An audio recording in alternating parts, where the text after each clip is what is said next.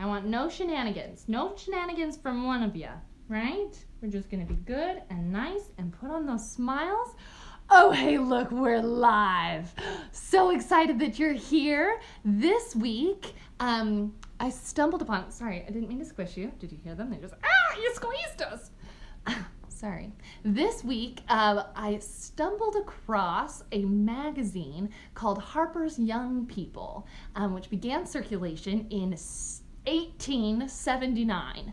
And it was a weekly publication for children. And it had all sorts of fiction and nonfiction stories in there.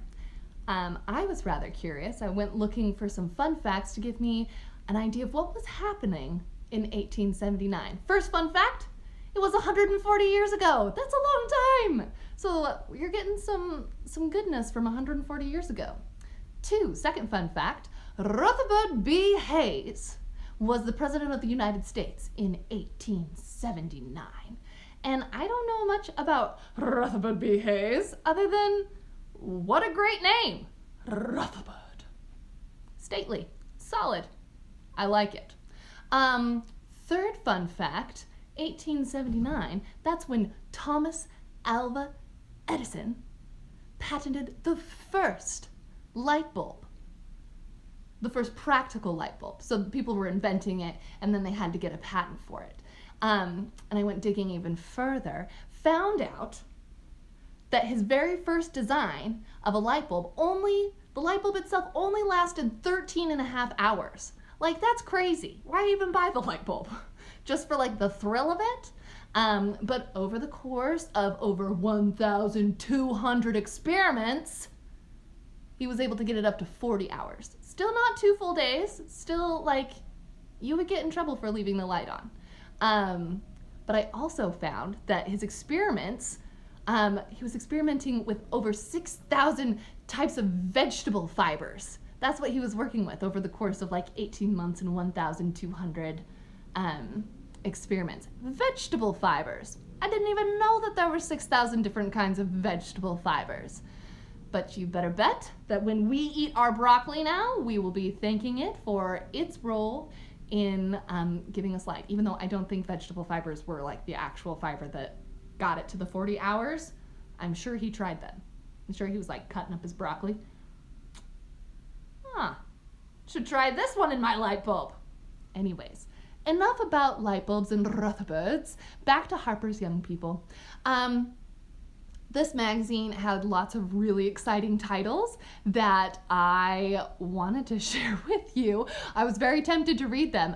It was like story titles like The Brave Swiss Boy. There's one called Cornstalk Cattle. That sounds like a thriller. Or this one was my favorite. Why Pickle Gave the German Teacher a Present. Like, that in itself, that's a cliffhanger. I need to know why Pickle gave the German teacher a present and why we're talking about it. Anyways, that's not what we're reading today, is it? No, because at the bottom of the very first edition, there was a section called Our Post Office Box, where readers could write a letter. I mean, they weren't typing it. They were writing a letter to the editors of Harper's Young People magazine, and then they would respond to it in the next edition. And if you know me, then you know I love a good correspondence, don't I? We like writing letters. We love letters here. We also love letters. All of the letters. So I was hooked. And as I did some more perusing through the additional editions, they didn't disappoint. They were good. So, as our visual aid today, I pretended like I received the letters. Like I was a writer or editor, or I just worked at the post office box for Harper's Young People magazine, because I don't think they have copies of a 140-year-old children's magazine at my local library. I wish they did. Alicia, let's get on that. So this first letter is from Willie J. H. Thank you, Willie. I'm also quite certain that they don't have this kind of stationery back then, but we're well past trying to be accurate. So look at this tackle box as I read to you. My uncle has brought me a little alligator from Florida, and Mama says I may keep it if I can take care of it. It is in a big tin pan of water now, and every day it jumps out and hides in some corner. I've given it crumbs and bread and cake, but it does not eat them. Please tell me how I can keep it and what it will eat. Allie, did you know they had pet alligators 140 years ago too? Yeah? Who knew? We're so alike then. Well, I was just on a cliffhanger. So this was their response. Again, bright orange paper, synonymous of the dead. This was the response that was given. A small aquarium should serve as a comfortable home for your alligator, only you must provide a board on which he can crawl to dry himself, for he does not like to spend all his time in the water. To feed him, take a very tiny pieces of raw beef or meat, and hold them toward him. If he is lively, he will dart after them with wide open mouth. If you are afraid he will nip your finger, put his bits of meat on the end of a wire. If you do not wish to hunt for him every morning, you must cover your aquarium with coarse wire netting, for young alligators are always eager to escape from confinement. And I find that interesting advice. My personal advice would be, get that gator to the Everglades! Live alligators are not fit pets. And don't just put them in a tin pan. But Allie, do I need to get you an aquarium? No? Is the playpen okay? Have I been a terrible person and given you an awful living situation? No? You promise? You promise you'll stay there? Okay, I'll even get you a board if you want to walk on it, but you can walk on anything here, right? The bed, the radiator, the couch, the cactus. Yeah, you can. Yeah, you're not going to get your wet, muddy claw prints all over my furniture because you're not wet. Yeah? Okay, now tell me this. What about the raw beef? I didn't know that young alligators like to eat raw beef. No? That's right. Because your favorite food is orange crunchies and crispy discs. Yeah, it would be kind of fun to eat it off of a long wire, but you know I don't keep those around the house. So I made this snack. Orange crunchies are carrots, and crispy discs are apples. So I made her orange crunchy crispy disc kebab. Delicious. Do you want to go eat it over in the playpen? Yeah? I can eat this later and I'm really excited. Orange crunchies are actually really hard to put on a kebab, so don't try that at home.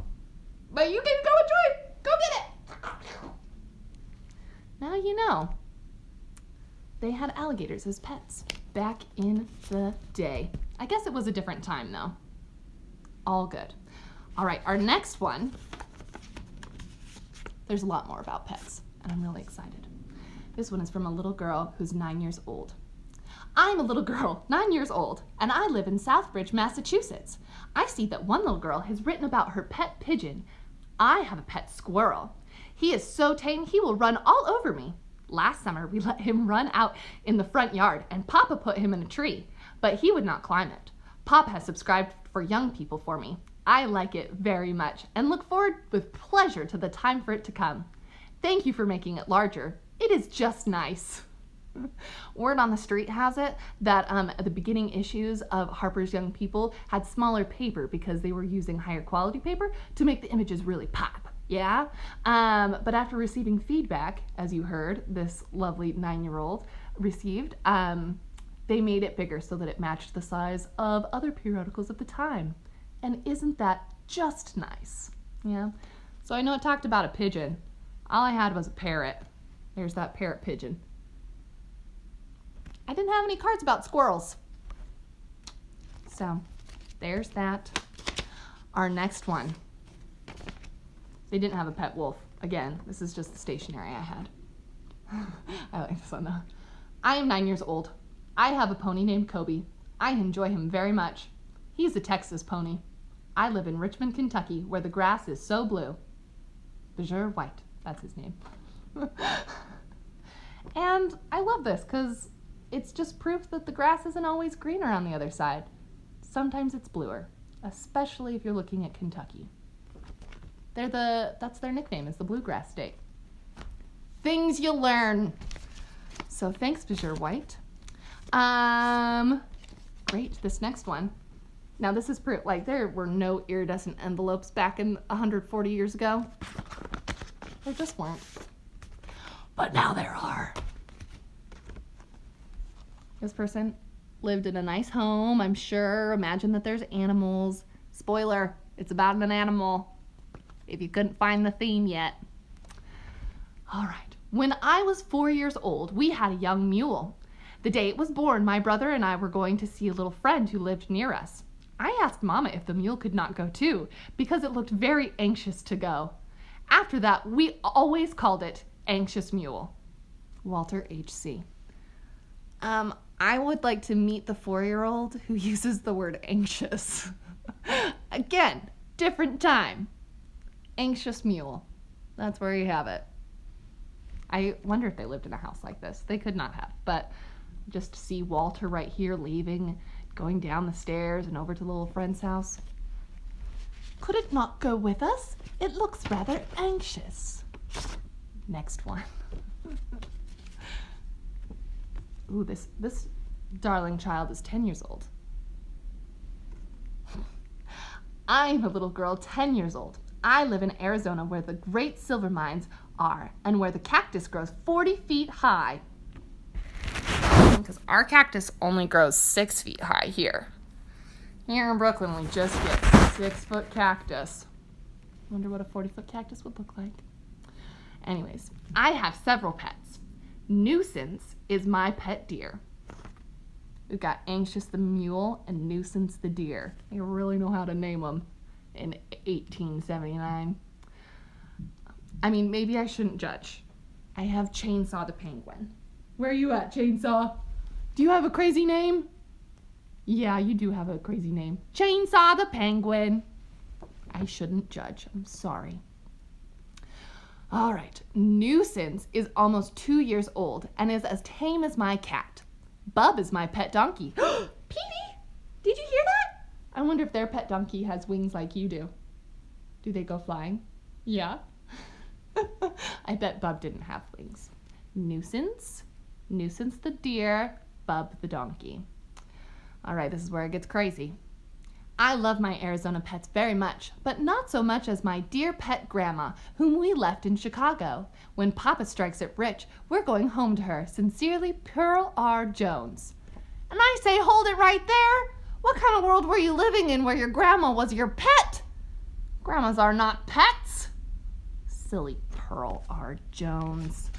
Grandma for a pet. Although I do sincerely hope that she got to travel to Chicago to see her grandmother, because I love visiting my grandmothers. They are very nice. They are not my pets, though. They're just my grandmothers. A pet grandma. That's right. All right. This one, I had to add glasses to this one because it fits with what you're about to read. This reader we have 2 little pets. Their names are Roly and Polly. I approve of these names, Roly and Polly. Roly is little Skye Terrier, and Polly is a kitten which traveled here from down east. And I say, did Polly take a train from down east? Did he walk? Carriage ride? Lots of unanswered questions with this. They eat, drink, sleep, and I'm sorry to say cry together, for they are both very sensitive. They object strongly to being shut up at night and protest against it loudly. I'm 13 years old and I wear spectacles. What a good letter. That's how you end it. See, I had to draw some spectacles on her. I don't think that that's a Skye Terrier dog, but I think this is the closest matching picture that I could have come up with from the stationery that I own so far. Better than the parrot for a pigeon bit earlier. But yeah, what if that's how we finished all of our letters? State your age and what you're wearing. So I have greatly enjoyed finding this kinship with all of these friends from 1879. Can't believe that we have so many similarities. I love the bit about the pet grandmas. Not a fan. So I thought about what I would have written to Harper's youth people. Young people. I was like, I'm saying this wrong. Harper's young people. So I definitely would have sent it on this New York postcard. Boom, boom, boom. And this is what I would have read. I have many pets who are all stuffed with fluff. They live in a playpen next to my window and love to chew on colored pencils when I am not home. They all get cranky if I keep them up past their bedtime, so I read them all kinds of stories to help them fall asleep. We are very excited to read Harper's Young People magazine. It's a jolly good publication. I am 6 years old and I wear footy pajamas. I'm not really 6 years old, but a storyteller must never reveal her age. I'm 26, it's fine. But I do still wear footy pajamas, so that much is true. So it's been so much fun having you guys here with us as I explored these kooky, crazy letters to the editor from 1879. I really can't wait to go back and read all the stories. They have lots and lots and lots of stories. Definitely going to stop off first with why did Pickle give the German teacher a present? That's number 1 on my list of things to read from Harper's Young People magazine. We so love having you join our family for bedtime, and we look forward to seeing you guys another time. Have a good night. Mwah!